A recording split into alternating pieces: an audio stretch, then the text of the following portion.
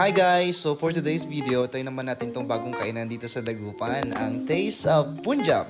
At habang nag-aantay nga ay napainom ako agad ng soft drinks pampaganang kumain para marami tayong makain today. Sabay Red Horse naman tong si Wap Wap, naku po. And syempre, while waiting, nag-chess muna kami para hindi ma-bored. And ayan na nga, dumating na ang aming first order. Actually, dalawang appetizer in order namin, pero isa lang muna sinerve nila. Ayan, nakalimutan ko yung pangalan nito, pero nung tinikman namin, napakasarap niya. At sa sobrang excited ko nga, naku, pagkakagat ko, napasok ako dahil mainit pala. Ayun, pero masarap talaga siya, approve. Actually, kahit ito lang orderin nyo, busog na kayo. Ayan, pati siya nainitan din, dahil mainit talaga siya pag sinerve.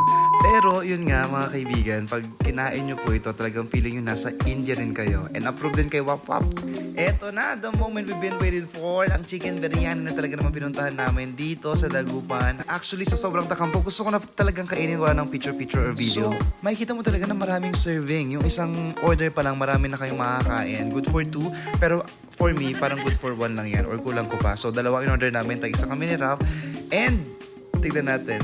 Ayun, ang daming serving talaga. So, ano pa inaantay mo, Rap? Let's go, let's do this. Kainin na natin to. Ngayon din. Parang di ka nag-grade 2. At tinikman na nga namin ang chicken biryani. Naku, ang sarap. Unang subo pa lang. Parang gusto mo pa ng 100 parang subo.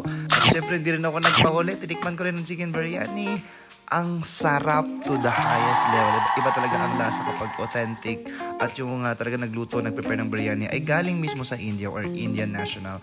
Sinerve na po ang aming last na appetizer. Actually, dapat kanina to. Kaya nung sinerve na sa amin, medyo busog na kami. Pero syempre, binayaran na natin to. Wala tayong choice. Kailangan natin tikman.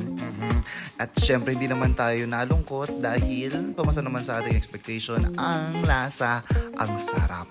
So, hanggang dito na lamang po tayo mga kaibigan. Kung ikaw ay nagpunta ng Punjab, paki-comment naman kung anong experience mo, kung nagustuhan mo pagkain, kung na-enjoy mo rin ba ang mga foodies dito.